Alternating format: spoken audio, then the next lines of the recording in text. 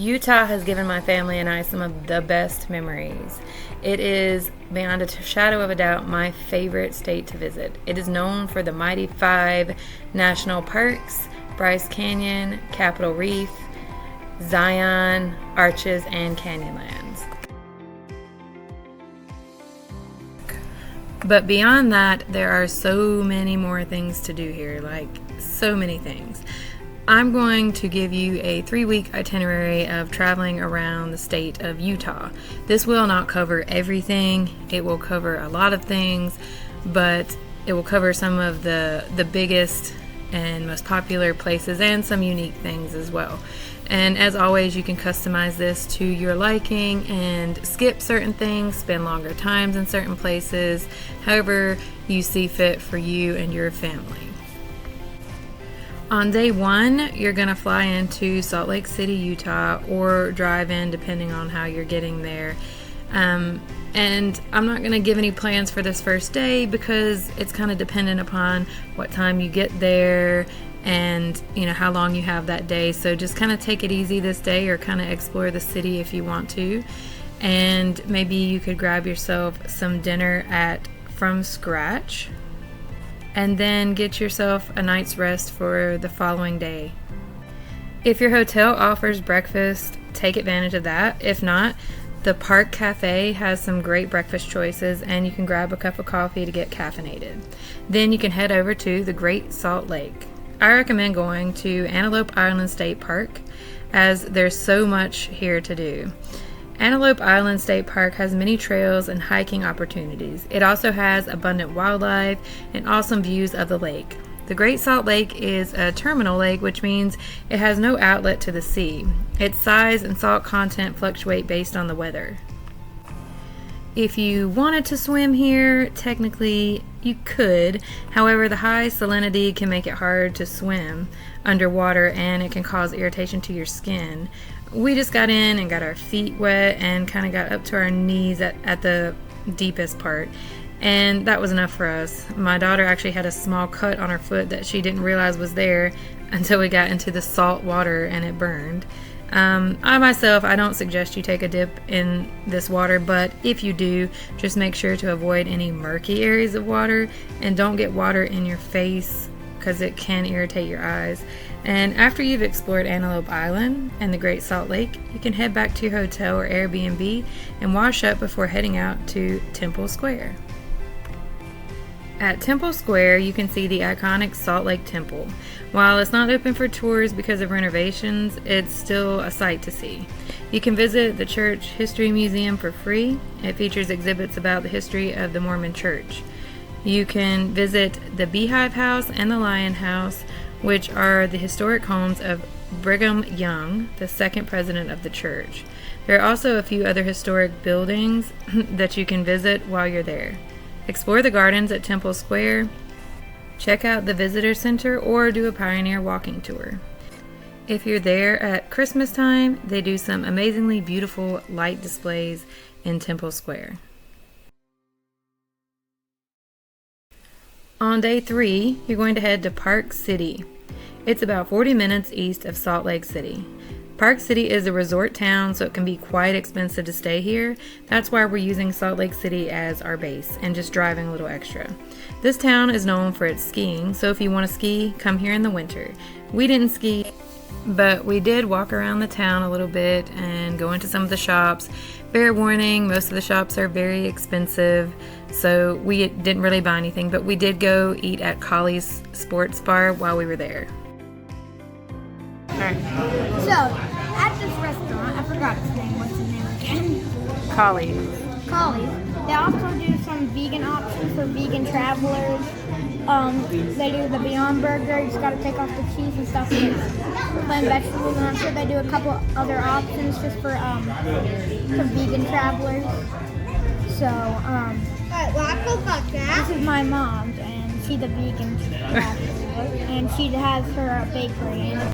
Then you'll make your way to Olympic Park. This is where the 2002 Salt Lake City Winter Olympics was held.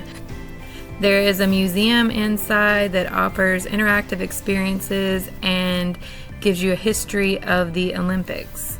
as well. This is one of the interactive experiences. You can get on and choose between like bobsledding and skiing, and I can't remember all the options, but I think my kids chose bobsledding. They really enjoyed these interactive experiences.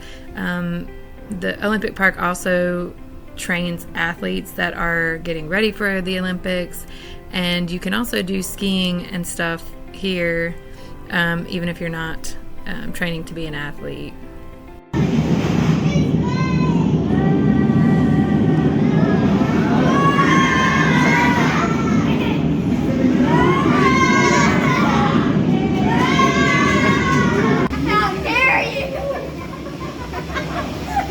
I missed it. Lean forward down the ramp to gain speed. Lean back off the jump Enough. to through the air. And then lean forward again to land. Notice the direction the wind is blowing.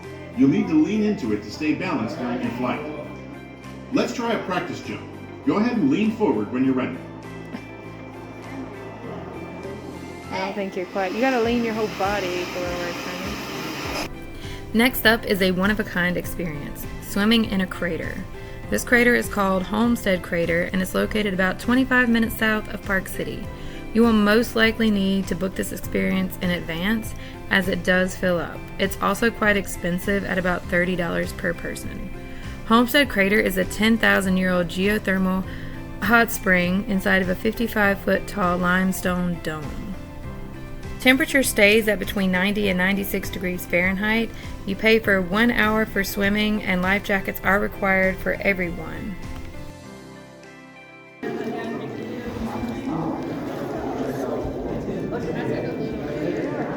Huh?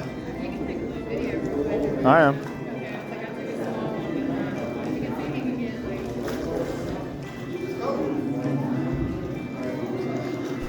You can also book scuba diving here. It's the only warm water scuba diving destination in the US. We booked for Christmas Eve and it was magical. It's 65 feet deep, and my kids were a bit hesitant at first, but they warmed up to it quickly.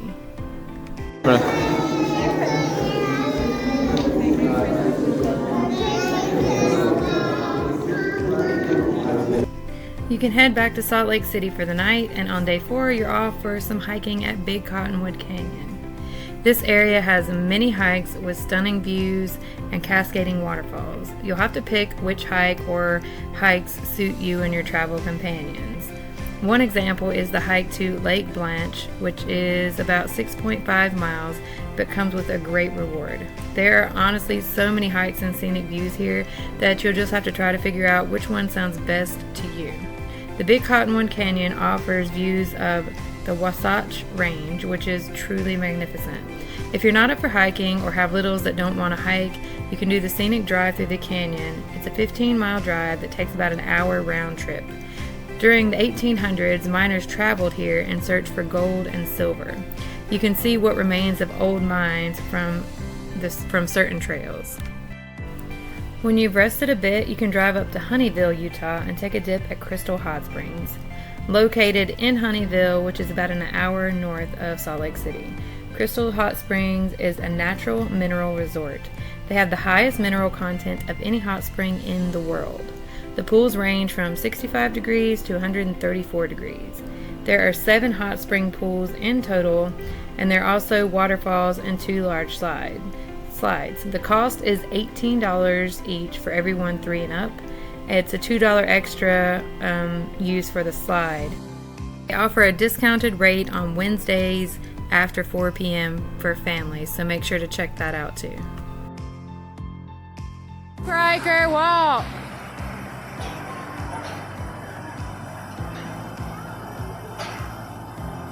I'll go down the slide too. One time.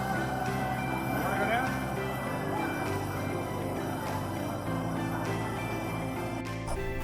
On day 5, you'll start your journey to Moab. Moab is the gateway to 2 of Utah's national parks, Arches and Canyonlands. It's a small town full of outdoor activities. Moab is known as the adventure capital of the West. It's about a 3.5-hour drive from Salt Lake City. Now, a road trip wouldn't be fun without stops along the way, right? When you leave Salt Lake City, Stop over in Harriman for a quick photo of the real-life Up House. They actually got exclusive rights from Disney to create this replica. This is a private residence, so you can't go inside, but you can snap a quick picture outside before getting back on the road. When you arrive in Moab, I recommend staying at the KOA cabins if available. This location isn't open year-round though, so you may need to find other accommodations if you're going during the off-season. You can also stay at any of the motels or hotels in the area or rent an Airbnb. We stayed at an Airbnb in Moab, and that was pretty awesome. You'll probably arrive in Moab kind of early, maybe around lunchtime or so, depending on how often you stop. In that case, you may or may not be able to check in yet, wherever you're staying. You can totally head over to Arches for a half day of exploring. So from the beginning of April through the end of October, Arches will have timed entry. So unless you have a plan to arrive to the park before 7 a.m. or after 4 p.m., you have to purchase a timed entry ticket online beforehand. This means you'll pick an entry time and you have to be there between the time periods to check in. You can definitely camp inside the park with a tent or RV if you don't mind not having hookups. We usually go during the off season, so we don't have to worry too much about timed entry. If you decide to go to Arches for a half day, make sure you've planned it out ahead of time, or you can just hang around in Moab and wait until 4 p.m. to enter if you don't have your timed entry. My tips for visiting Arches are: make sure to check the weather first. If you're there in summer, it can get over 100 degrees and be quite miserable. We were there in the area one time and had plans to visit, but the weather said it was going to be 106 degrees, so we decided against it. Also, take lots of water and make sure you wear the proper shoes, because if you're trying to climb up certain areas and you got on sandals or something, it's very dangerous. So please make sure to wear the right kind of shoes for hiking and climbing. On your half day, I recommend the Park Avenue Trail. It's very family friendly, and it's one of the first hikes you'll see in the park. It's about a 2-mile hike. We've done this hike in the fall and the winter and found it thoroughly enjoyable, even finding some ice to slide around on in the winter time.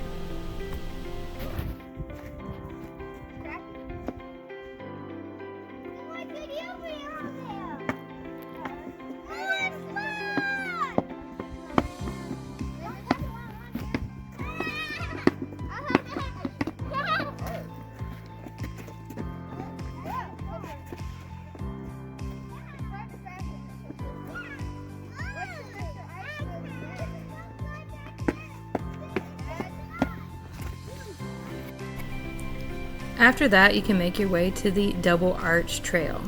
It's a quick 0.6 mile hike. This one, again, is very family friendly and offers fantastic views.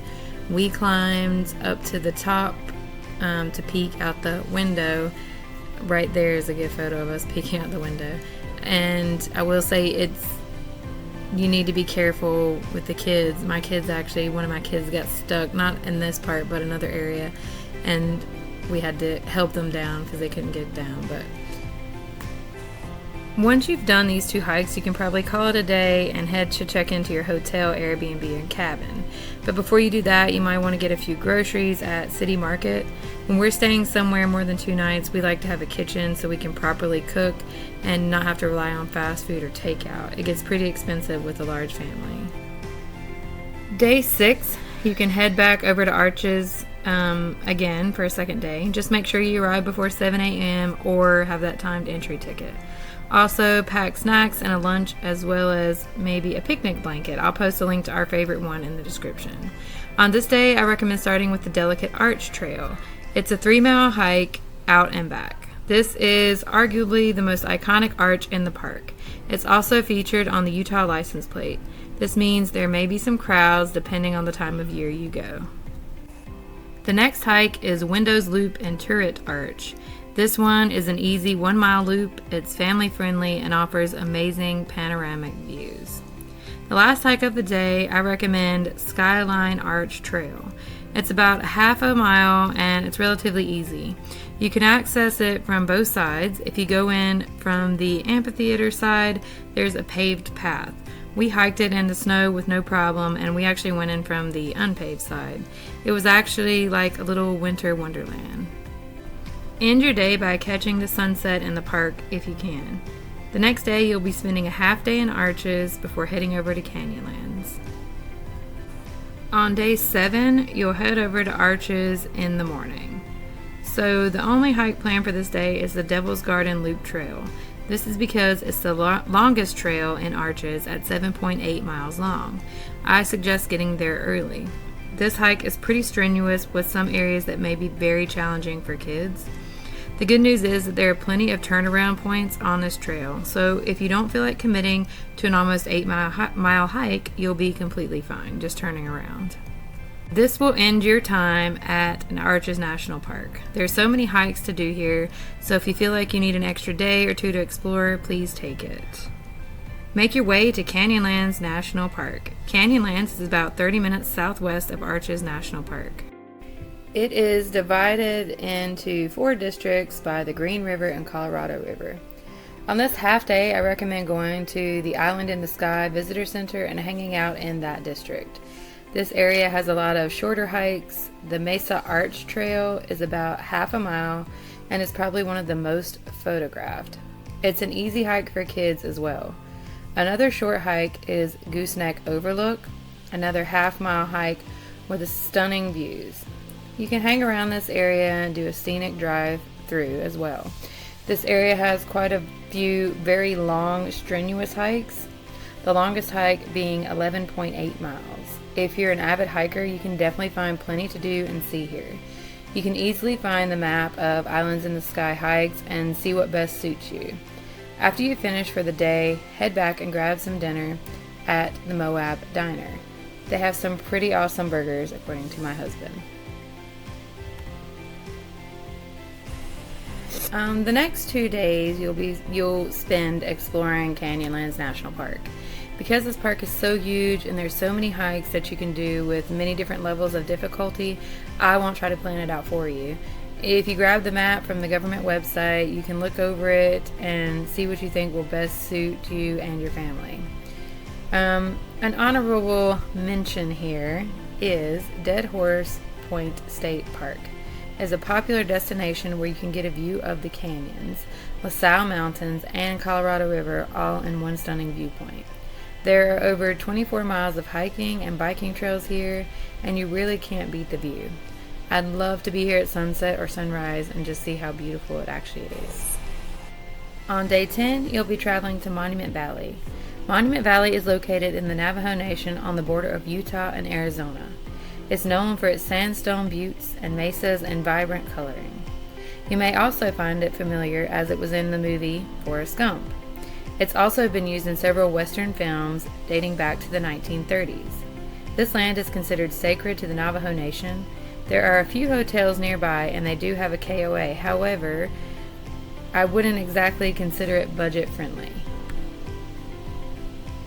The View Hotel and Goulding's Lodge are inside of the Monument Valley area, and again, they are a little bit pricey, so find something that does work for you and your family and get settled for the night. The next day you will explore Monument Valley. The cost to enter is $8 per person per day. You can do a self-guided driving tour, but you'll be limited to the areas you can enter. You can also do a guided tour, which is highly recommended as the tour guides are very knowledgeable. If you choose to do a self-guided tour, there is only one trail designated for visitors without a Navajo guide. It's a 3.2-mile loop called the Wildcat Trail. There's no backcountry hiking available. Basically, you're a lot more limited on what you can see up close if you don't book a guided tour. The tours can be quite pricey, starting at around $70 per adult. That adds up quickly when you have a large family, so I totally understand not wanting to book one. Again, you do what works for you or whomever you're traveling with. Even if you don't book a tour, there's still plenty to see. You can most likely spend the day here exploring however you choose.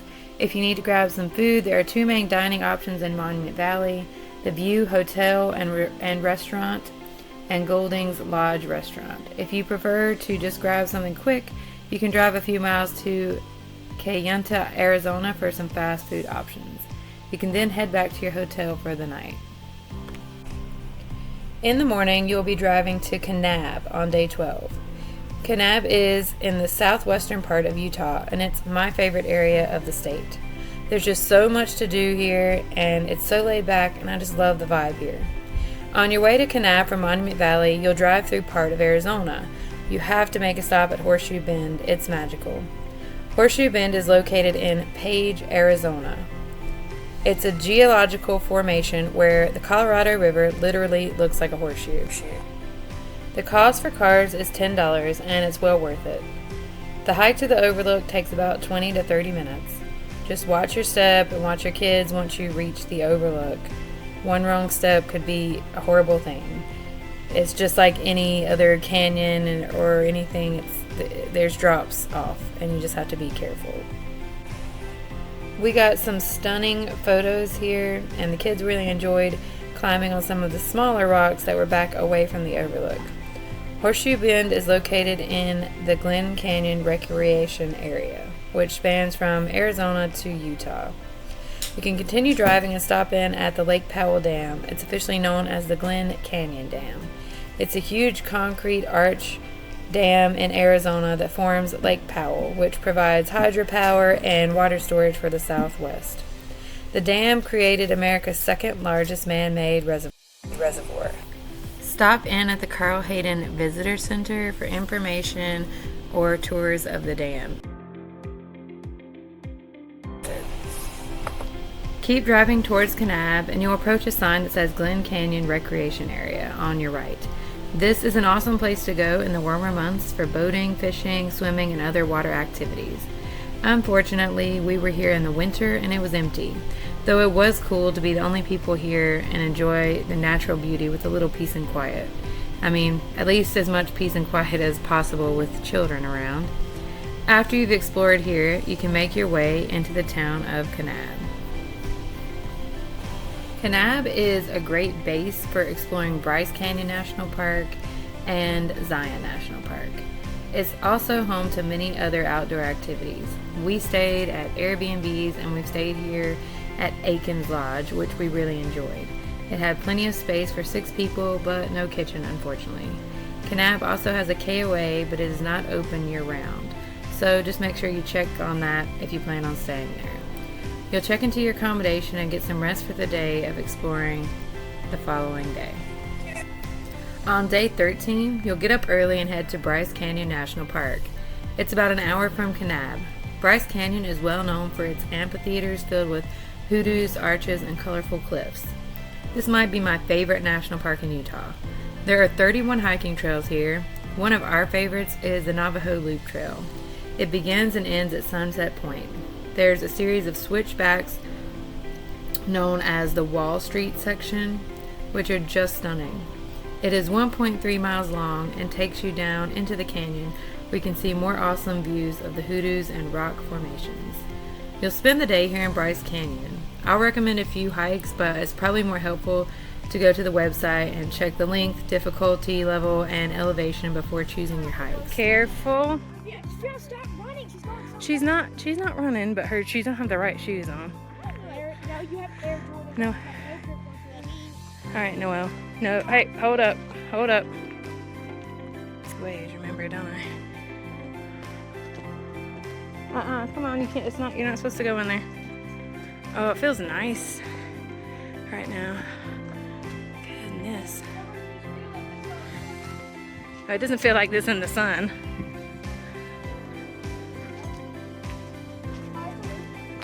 What, right here? What does this one say? Whew. Oh. Another great hike is the Queen's Garden Trail. It's similar to the Navajo Loop Trail, and you can actually do a combo Navajo and Queen's Garden Loop Trail. The Queen's Garden Trail is 1.8 miles long. Another recommended hike is the Rim Hike. This one is a bit longer and it's about 5.5 miles from Bryce Point to Fairyland Point. It follows the edge of the Bryce Amphitheater area. It takes you to Inspiration Point, Sunset Point, and Sunrise Point. can also do the scenic drive, which is about 19 miles. Because we're trying to keep this road trip at about 3 weeks, we're only doing 1 day in Bryce Canyon.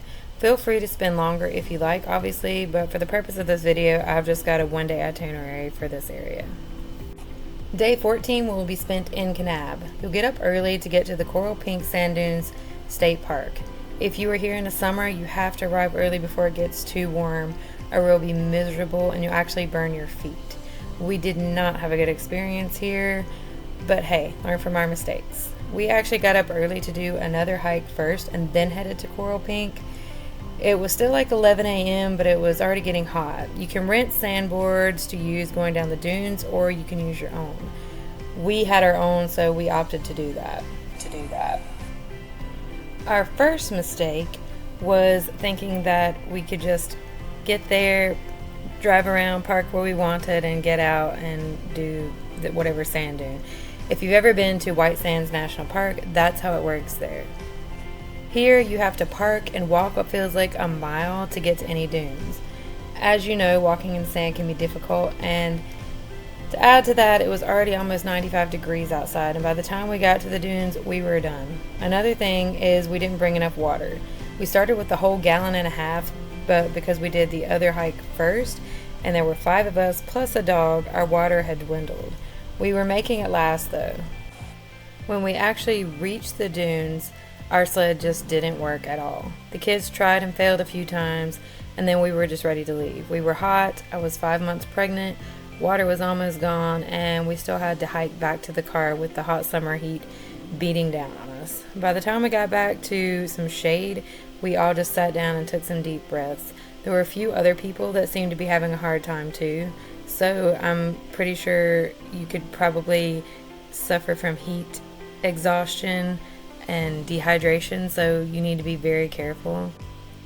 Once we got to the car, we just headed to the visitor center, got water and Powerades for us and water for the dog. Everybody chugged it, and we vowed never to come back again.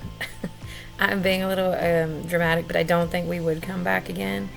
But that doesn't mean you can't try it and have a better experience. It's $15 to get in, and it is $25 to rent the sandboards, so just so you know what the costs are if you do decide to try it out.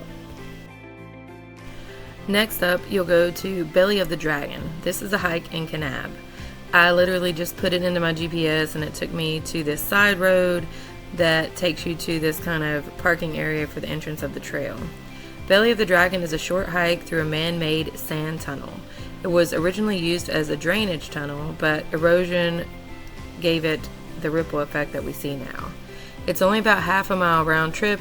It's a little difficult to access the entrance to the tunnel as it requires a bit of climbing down a steep entryway. It would have been a little easier for us except that we had the dog. He figured it out and did fine. Are you talking about this little area? He can get up that. He's a pro. Here, help out. Oh. Come on, baby. Good boy. Good job, Freddie. All right. Good job. It's pretty cool, huh? Good boy, Freddie. No, hey guys, wait up. Where are they? They went ahead. I don't know how. This is Belly of the Dragon. I don't know if there's another entrance. We looked it up online. It said it was like family friendly, dog friendly, but there are a few little obstacles for dogs. Some dogs might not be able to do. Fiona, can you wait up?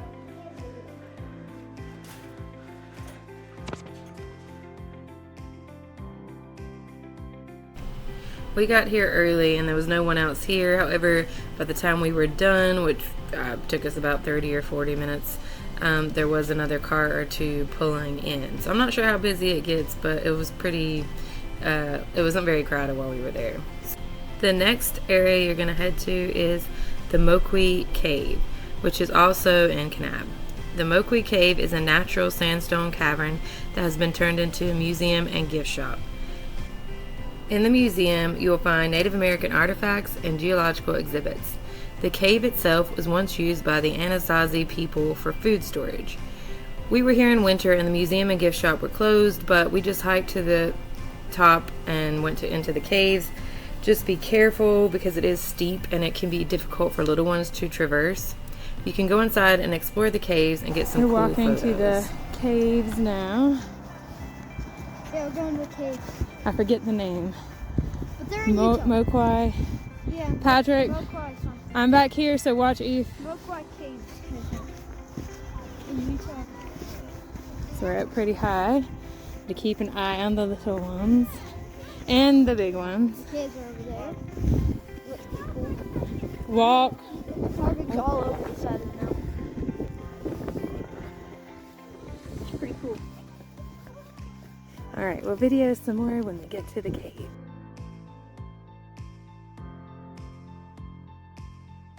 We're in the cave. A lot of sand.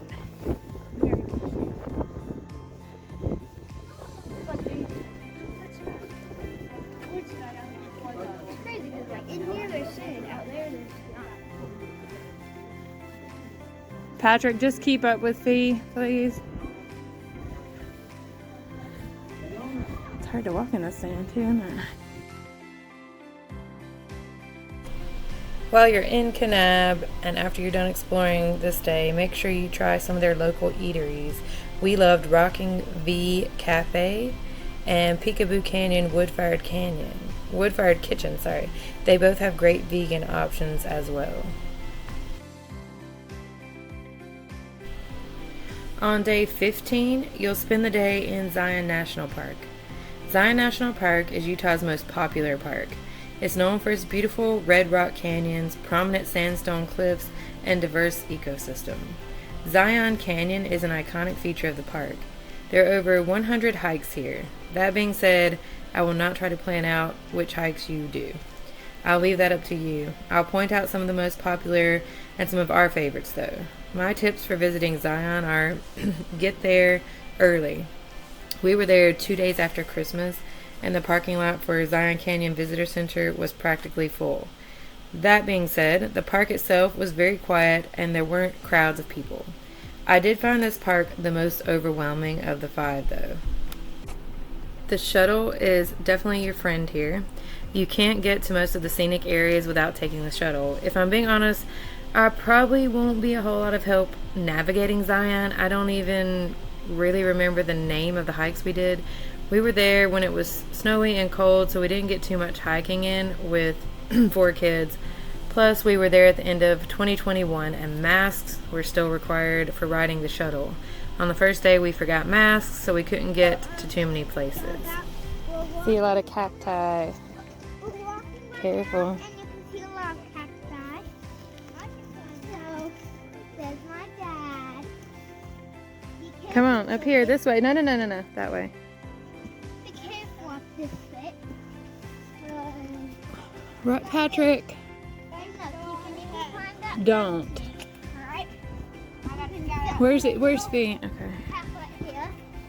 It's cute.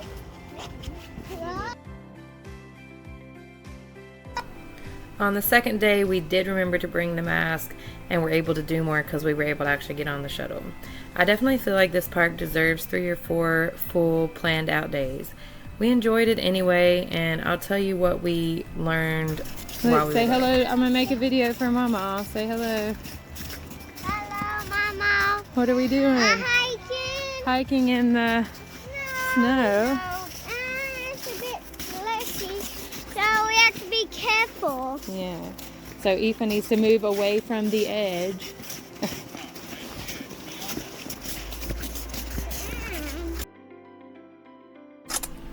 Angel's Landing is the most popular hike in Zion, followed by the Narrows.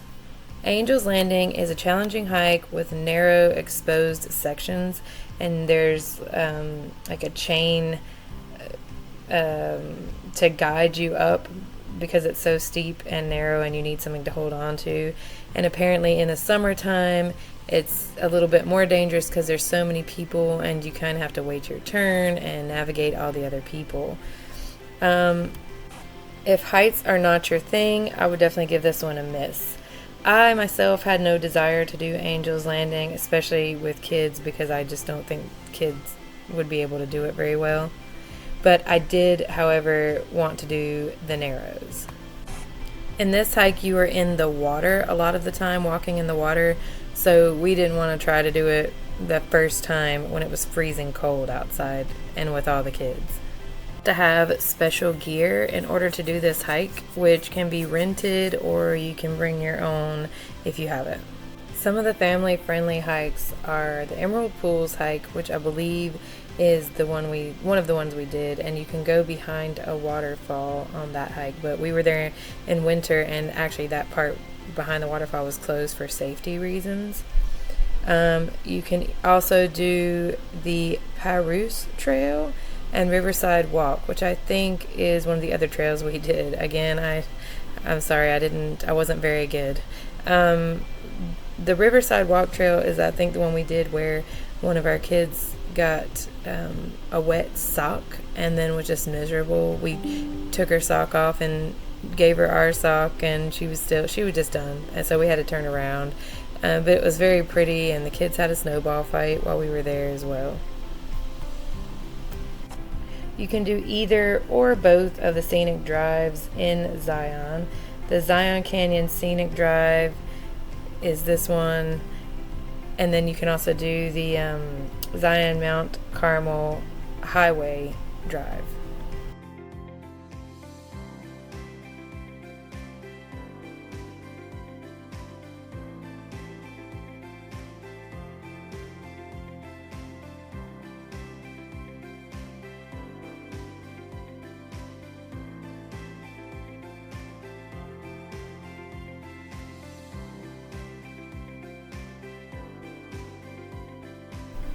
The Zion Mount Carmel Tunnel is included in that scenic drive that's called the Zion Mount Carmel Highway Trail.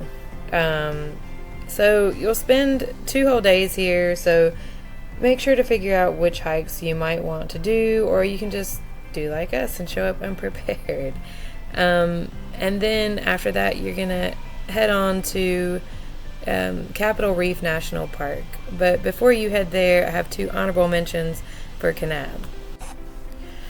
Best Friends Animal Sanctuary is the largest no-kill animal sanctuary in the U.S., and you can go here and visit for free, and there are different places you can visit, like the horses, the rabbits, the farm animals, and that stuff. So that one is on my list, and so is Grand Staircase Escalante. It's a beautiful remote area with lots of hiking and slack canyons and just stunning, unbelievable views. So those are on my to-do list if you have time. On the next day, you'll be traveling to Capitol Reef National Park, which is about 3 hours and 45 minutes northeast of Kanab. But on the way, you're going to stop at Red Hill Hot Springs. This is one of our favorite hot springs because it's very secluded, and we normally have it to ourselves, and it's absolutely beautiful, especially in the winter time. This is the coolest pool down here. This one is more like a hot tub, and that one's actually even warmer, so I'm gonna make them get out in a minute because I think it's a bit too warm for them. But with me being pregnant, I'll probably have to stay in the cool one or just sit a little bit in the warm one. Riker, look. In the cave. Here's the cave area. Yeah. This one's nice, and like in the winter it might be a little cold. If you but guys could feel it, it feels so nice. Yeah. The other one over there, like Steven, that one over there is really cool. At the very top, there's one that it would probably die in that. perfect. This one feels like how many degrees is this one? I didn't bring a thing to do the temperature. I think it's cold anyone. Like It's like 85 maybe, something like that. Wow. As I've said, we've gone in the winter time as well, and in the summer, winter was definitely better because it's a hot spring and you want to be nice and warm. You can put it into your GPS and you should be able to find it. There may be a map or something you can find online to be able to find it a little bit easier as well. It's just kind of off the beaten path, but it's in Monroe, Utah, and you should be able to find it on your GPS. When staying near Capitol Reef National Park, you can stay in Torrey, Utah, or Escalante, Utah, and you're going to stay there for the night and then get up in the morning and spend the whole day exploring Capitol Reef National Park. Capitol Reef National Park is probably Utah's least visited national park. Actually, it is the least visited national park. It is very underrated. I can understand why out of all the mighty five that it is the least visited, but it's still beautiful, and we didn't even get to see as much of it as we wanted to because we only had a half day here. But it is known for its stunning red cliffs and just the color of them. It doesn't even seem real. This national park has a variety of hikes, and I believe there's about 56 with different levels of difficulty as well. I cannot personally recommend any because we didn't do any. We had the dog with us because this was a driving day for us, so we didn't get to do any of the hikes because dogs aren't allowed on the hikes, and it was too hot to even think about leaving him in the car even with the windows cracked. Not that we would have done that anyway, but so I'll just share our experience with you. We arrived and we wanted to explore a little bit. We could do some scenic views, so we stopped the car and got out and did a few little looks, and then we went to the visitor center and got a map. We were planning to do the scenic drive since we had the dog with us and we couldn't do the hikes. However, it is currently still closed, I think. They're working on making it a little safer and a little more enjoyable from what I can understand. We definitely didn't spend a lot of time here because there wasn't a whole lot we could do since we had the dog and the scenic drive was closed. But I would be interested in going back and doing a lot more. We did get to see the Gifford House, and we went into the little shop and they had ice cream and candy, and of course the kids got that while we were there.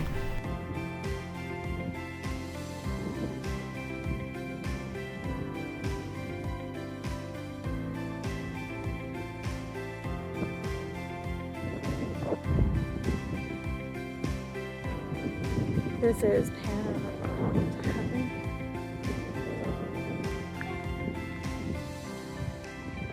Just careful of the edge, Fiona.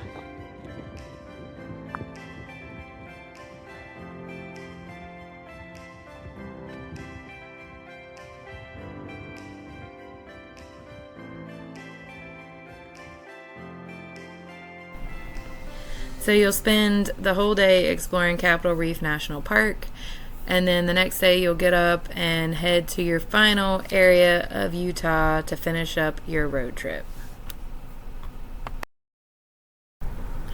Now, the next day you'll be driving to the Bonneville Salt Flats, which are up north in Utah. And you have a few options here. You can either drive to back up to Salt Lake City, where you'll fly out from the next day or the few days after, or you can stay in Wendover, which is a town which is about an hour from the Bonneville Salt Flats. There doesn't seem to be a lot of places near the actual Salt Flats to stay. So those are your options.